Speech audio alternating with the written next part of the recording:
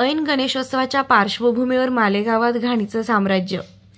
सामाजिक कार्यकर्ते रामदास बोरसे यांचे कचऱ्याच्या ढिगाऱ्यावर कपडे काढून आंदोलन। वादग्रस्त स्वच्छता ठेका घेणारी कोणार्क कंपनी आणि मनपा अधिकाऱ्यांचा साटलोट। सामाजिक कार्यकर्त्यांचा आरोप। काट्यावर कचऱ्याचे वजन वाढवण्यासाठी माती रेती टाकत असल्याचा आरोप।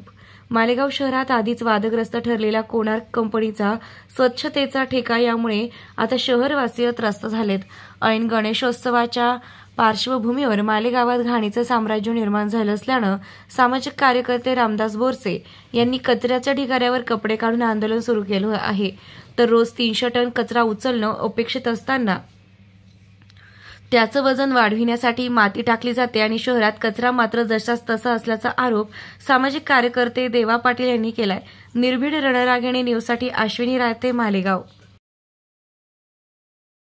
हा सण आहे, त्यांनी सांगितलं 2 दिवसात कुठे तुम्हाला घाण दिसणार आहे? ही कचरा कुंडी आहे का? ही महानगरपालिकेची कचरा कुंडी जर असेल म्हणजे तुमच्या परवाच्या आंदोलनाला स्वच्छता विभागाने डायरेक्ट काहीच नाही। एका इथे का ठीक आहे, अजून तुम्हाला अनेक ठिकाणी जे आहे हे लोक किती दिवसापासून त्रास भोगतायत यांना विचारा। मग आता तुमचं आता काय म्हणतात? हा कचरा जर नगरपालिका काढू शकत नाही, मग 2 दिवसाचं काय ते मी दिलं। आता इथे जर बसलो तर मग परत काय कायदा सुव्यवस्थेचा प्रश्न निर्माण होतो।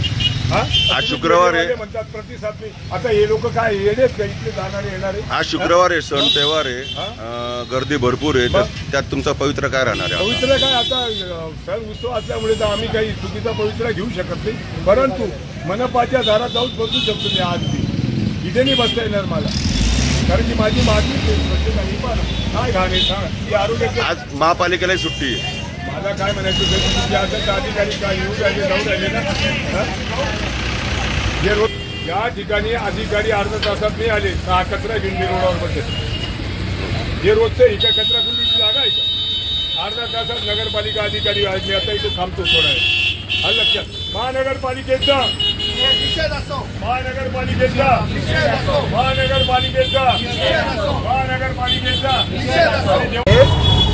एवढी मोठी कंपनी लावली आहे, एवढ्या मोठ्या प्रचंड प्रमाणात पैसा त्यांना देतोय आणि ते स्वच्छतेचा पूर्ण भोजवाळ वाजला आहे। त्या कोणार्क कंपनी आहे ना, त्या कंपनीचं आणि अधिकाऱ्याचं काही साठवत आहे का? त्याला नोटीस का देत नाही? त्याला थांबायला का लावत नाही? जर तो काम पूर्ण करत नाही त्याला तुम्ही बिल अदा का करतात?